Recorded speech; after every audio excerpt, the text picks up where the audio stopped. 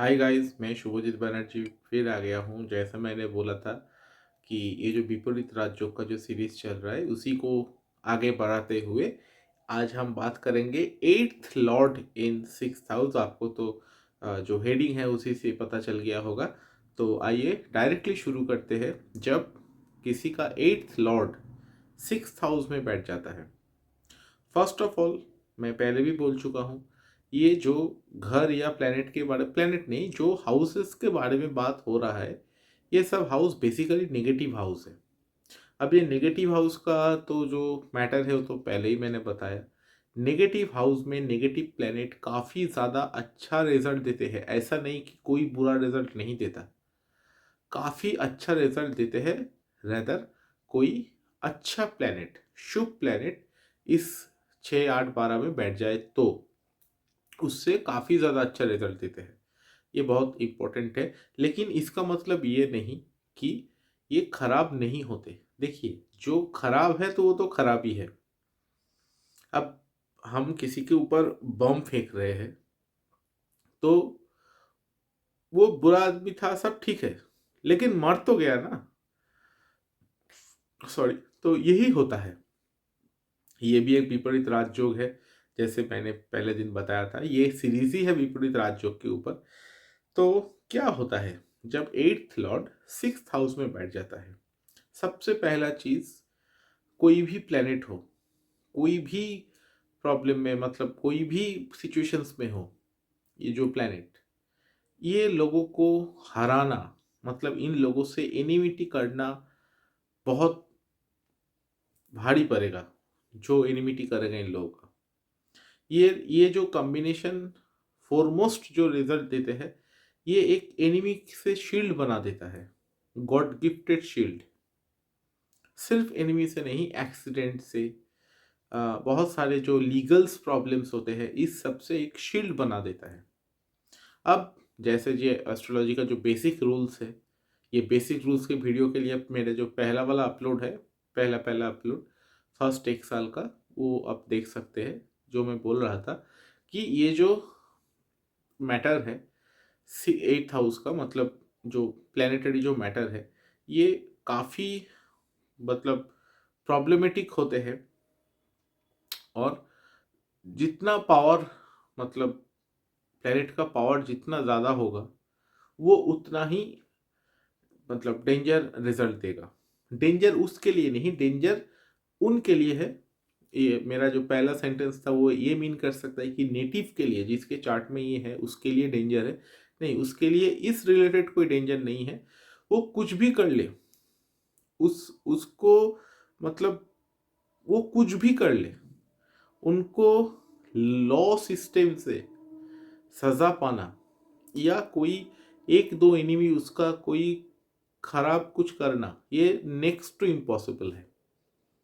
ये इसलिए बहुत स्ट्रॉन्ग, मतलब एक पॉइंट माना जाता है, स्पेशली जो लोगों का प्रोफेशन रिलेटेड टू ये है। और होता भी ऐसा है, ये जो लोग होते हैं ये अंदर ही अंदर बहुत एग्रेसिव होते हैं। स्पेशली अगर सिक्स हाउस में, मतलब एट्थ लॉर्ड कोई नेगेटिव प्लेनेट हो और वो सिक्स हाउस में बैठ जाए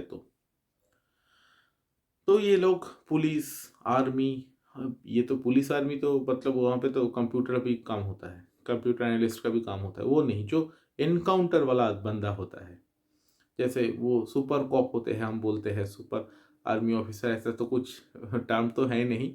लेकिन जो पुलिस आर्मी में जो बहुत नाजुक काम करते हैं, मतलब किसी का डेथ या डेथ लाइक सिचुएशंस को लेके हैंडलिंग करते हैं, ये इन लोगों का जनरली चार्ट में ये होता है। एट्थ लॉर्ड से सिक्स्थ लॉर्ड का कनेक्शन या सिक्स्थ हाउस का कोई कनेक्शन। और स्पेशली अगर eighth house Lord sixth house में बैठ जाए तो ये लोग इस टाइप ऑफ प्रोफेशन में बहुत आगे जाते हैं, उनका बहुत नाम होता है। पहला बात ये। दूसरा बात है, ये भी एक इसका मतलब जो जिसका ये जोग है उसका एक फॉल्ट है। फॉल्ट मतलब उसका एक प्रॉब्लम है, लाइफ भर का प्रॉब्लम। जैसे मैंने पहले दिन बोला था, सिक्स हाउस एट्थ हाउस दोनों ही डिजीज से जुड़ा हुआ है। अब एट्थ लॉर्ड सिक्स हाउस जो मृत्यु का घर है, सडन ट्रांसफॉर्मेशन का घर है, ये अगर क्रॉनिक के घर में आ जाए तो इसका मतलब लॉजिकली क्या हुआ, जो क्रॉनिक जो प्रॉब्लम उसको लगेगा वही उसका डेथ का रीजन होगा। ये लोगों का ऐसा नहीं है कि आयु बहुत कम हो जाता है या ये वो, लेकिन इन लोगों का एक क्रॉनिक प्रॉब्लम रहता है। सपोज किसी का लीवर में problem, dependent on the planet, कौन सा प्लैनेट है 6th हाउस में या 8th हाउस, रूलर कौन है इसके ऊपर डिपेंड करता है, लेकिन जनरली मतलब ऐसे ही। फॉर एग्जांपल किसी का छोटे से पेट में प्रॉब्लम है, लीवर उसका खराब है, उसका किडनी कमज़ोर है, उसका ब्रेन कमज़ोर है, उसका चाहे कुछ भी बॉडी का पार्ट हो कमज़ोर है, कोई प्रॉब्लम है, बहुत सीवियर एजमेटिक प्रॉब्लम है, राहु अगर रह जाता है तो। राहु तो वैसे कोई रूलर तो नहीं है, लेकिन सपोज 6th हाउस में कोई प्लेनेट है उसके साथ राहु बैठ गया तो पकड़ के चलना चाहिए कि ये आदमी को एकदम आखिरी उम्र में बहुत सारा ऑक्सीजन सप्लाई करना पड़ेगा हॉस्पिटल या नर्सिंग होम में। तो ये एक प्रॉब्लम है ये जोक का। मैं तो बोला कि कोई भी प्लेनेट 100% बुरा रिजल्ट नहीं देता, कोई भी प्लेनेट 100% अच्छा रिजल्ट भी नहीं देता। मैं एक ही रीज़न बताता हूँ, liver disease, even liver cancer का जो कारक है वो है जुपिटर, गुरु। तो ऐसा कोई बात नहीं है कि अच्छा प्लैनेट मतलब अच्छा, बुरा प्लैनेट मतलब बुरा। और जो पॉलिटिशियंस, प्रधानमंत्री, मुख्यमंत्री, ये सब बनने के लिए राहु का हेल्प लगता है, राहु और सैटर्न। तो मैं जो बोलना चाह रहा था शायद आप लोग समझ गए होंगे।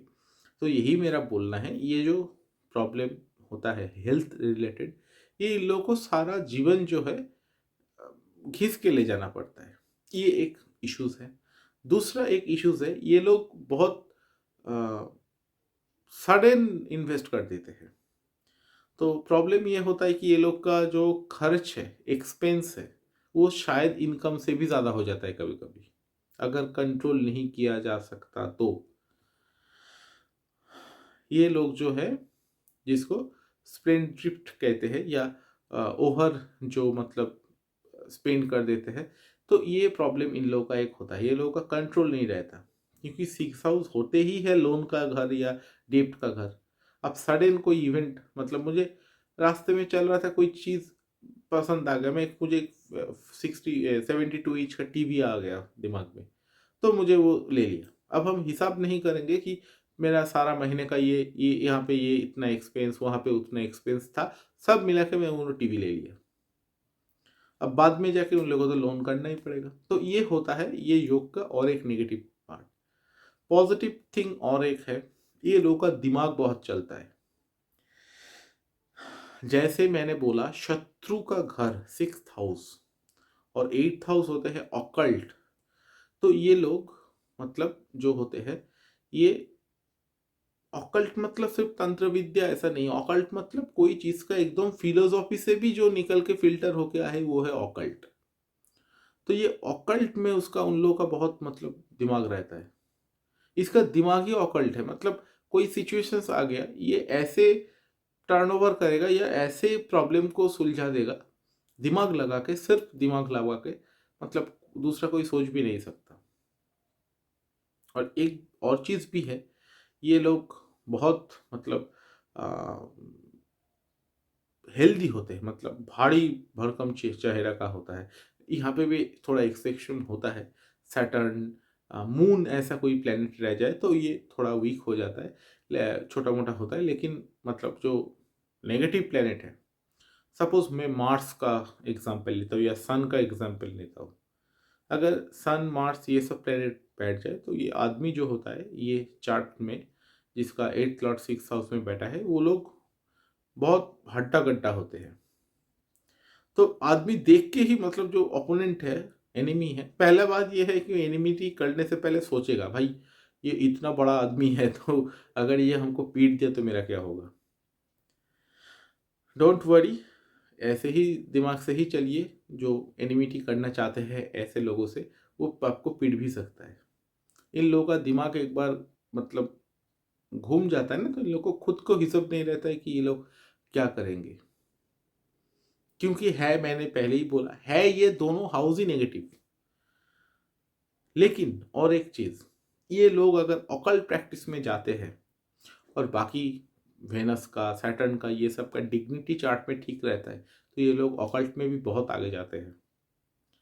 क्योंकि मैंने जो बोला, जो डर नहीं है जिसका, ऑकल्ट में उसका जाने का या उन्नति करने का चांसेस बहुत हाई रहता है।